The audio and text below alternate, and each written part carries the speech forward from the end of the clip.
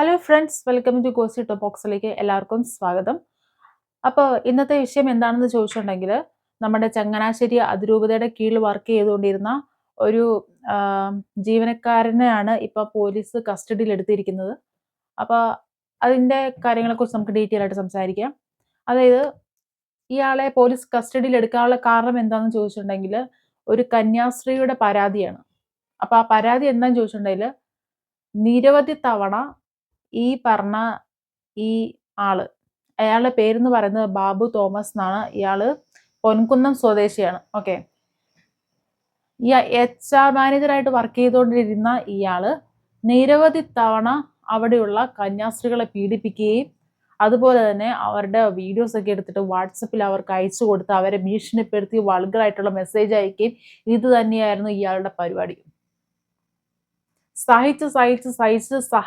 സഹനത്തിന്റെ ക്ഷമയുടെ അങ്ങേയറ്റം കഴിഞ്ഞപ്പോഴാണ് ഈ കന്യാസ്ത്രീ കംപ്ലൈന്റുമായിട്ട് പോലീസ് സ്റ്റേഷനിലോട്ട് പോയത്. ആ കന്യാസ്ത്രീ ഇപ്പോഴും ഒരു കംപ്ലൈന്റ് കൊടുത്തില്ലായിരുന്നെങ്കിൽ, പ്രതികരിച്ചില്ലായിരുന്നെങ്കിൽ ഇപ്പോഴും അയാള് അത് കണ്ടിന്യൂ ചെയ്തു പോയേനെ. നിരവധി തവണ പല കന്യാസ്ത്രീകളെയും പീഡിപ്പിച്ചിട്ടുണ്ടായിരുന്നു പറഞ്ഞേ. ഇതിനു മുന്നേ ഏതെങ്കിലും ഒരു തവണ ഏതെങ്കിലും ഒരു കന്യാസ്ത്രീ ആ സമയത്ത് പ്രതികരിച്ചിട്ടുണ്ടായിരുന്നെങ്കിൽ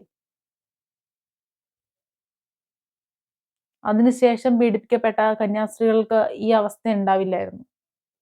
നിങ്ങൾ ആരെയാണ് പേടിക്കുന്നത്? സഭയ്ക്കുള്ളിലുള്ളവര്, സഭയ്ക്ക് പുറത്തുള്ളവരെയോ? അതായത് സഭയില് നിങ്ങൾ പല കാര്യങ്ങളും പഠിപ്പിച്ചിട്ടുണ്ടാവും.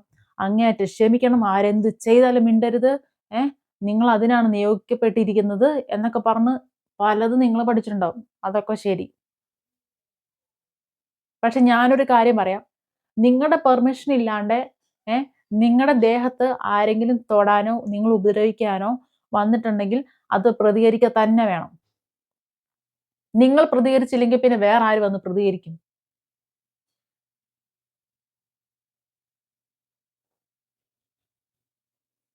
നിങ്ങളുടെ ഒരു മൗനം അതിന് എഫക്ട് ചെയ്തത് വേറെ ഒരു കൂട്ടം ആൾക്കാരെയാ. ഒരു കന്യാസ്ത്രീ അന്ന് ആ സമയത്ത് ഏതെങ്കിലും ഒരു കന്യാസ്ത്രീ ആ സമയത്ത് പ്രതികരിച്ചിരുന്നെങ്കിൽ ആ ചങ്ങല അവിടെ സ്റ്റോപ്പ് ആയി പോയേനെ. പക്ഷെ അന്ന് പ്രതികരിക്കാത്തതുകൊണ്ടാണ് വീണ്ടും ഇത്രയും നാൾ അത് കണ്ടിന്യൂ ചെയ്തത്. എന്തായാലും ഇപ്പം പ്രതികരിച്ച കന്യാസ്ത്രീക്ക് സല്യൂട്ട്. അറ്റ്ലീസ്റ്റ് നിങ്ങൾക്ക് ആ ധൈര്യത്തോടെ പോലീസ് കംപ്ലൈന്റ് കൊടുക്കാൻ പറ്റിയല്ലോ. അത്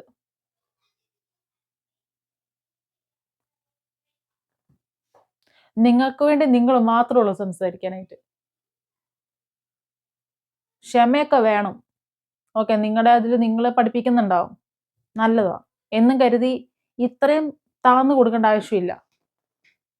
ഓക്കെ, ഇതുപോലെ പല കന്യാസ്ത്രീകളും പല രീതിയിലും പീഡിപ്പിക്കപ്പെടുന്നുണ്ടാവും. അവർക്ക് പേടിയാണ്. ഇത് പുറത്ത് വന്നിട്ടുണ്ടെങ്കിൽ അവരെങ്ങനെ ജീവിക്കും, സമൂഹം എങ്ങനെ അവർ കാണും എന്നൊക്കെ ഭയവും ഒക്കെ ഉള്ളത് കൊണ്ടാണ് അവർ മിണ്ടാണ്ടിരിക്കുന്നത്. ഞാൻ ചോദിക്കുന്നത്, ഈ കന്യാസ്ത്രീകൾ എന്ത് കാണിച്ചിട്ടാണ്, എന്ത് പ്രലോഭിപ്പിച്ചിട്ടാണ് നിങ്ങൾ ഇങ്ങനെ ഇവരുവഴി ചെയ്യുന്നത്? ഇവർ മാന്യമായിട്ടുള്ള വസ്ത്രധാരണമല്ല നടത്തുന്നത്, മാന്യമായിട്ടുള്ള ഇടപെടലല്ല നടത്തുന്നത്. ഇവരൊന്നും സംസാരിക്കില്ല, അവരൊന്നും പുറത്ത് പറയില്ലെന്നുള്ള ആ ഉറപ്പും എന്താ പറയാ, അതാണ് നിങ്ങൾ അവരോട് ഇങ്ങനെ കാണിക്കുന്നത്. അവരും മനുഷ്യരാണ്, നിങ്ങളെപ്പോലെ തന്നെ എല്ലാ രീതിയിലും എല്ലാ അവകാശവും ഉണ്ട് ഈ ഭൂമിയിലും മര്യാദയ്ക്ക് മാന്യമായിട്ട് ജീവിക്കാൻ.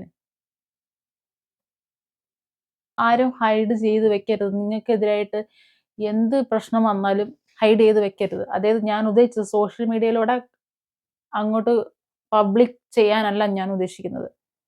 നിങ്ങൾക്കെതിരായിട്ട് നിങ്ങളുടെ ജീവനോ നിങ്ങളുടെ മാനത്തിനോ എന്തെങ്കിലും പ്രശ്നം കോട്ടം തട്ടുന്ന രീതിയിൽ ആരുടെയെങ്കിലും ഭാഗത്തുനിന്ന് എന്തെങ്കിലും പ്രശ്നം ഉണ്ടായിട്ടുണ്ടെങ്കിൽ അത് കംപ്ലൈന്റ് കൊടുക്കേണ്ടവരുടെ അടുത്തത് തന്നെ പോയി കംപ്ലൈന്റ് കൊടുക്കുക. ബാക്കി അവർ നോക്കിക്കോളും. നിങ്ങൾ ആരെയും പേടിക്കേണ്ട ആവശ്യമില്ല. എനിക്ക് ന്യൂസ് കണ്ടിട്ട് എനിക്ക് ഇതിനെക്കുറിച്ച് സംസാരിക്കണം എന്ന് തോന്നി, അതുകൊണ്ട് മാത്രമാണ് ഞാൻ ഇപ്പം വന്നത്. ഓക്കെ, അപ്പം ഇത്രയും നേരം ഇത് ഫസ്റ്റ് തൊട്ട് അവസാനം വരെ വാച്ച് ചെയ്തുകൊണ്ടിരുന്ന എല്ലാവർക്കും താങ്ക് യു സോ മച്ച്. അപ്പം ഞാനിവിടെ സൈൻ ഔട്ട് ചെയ്യുന്നു.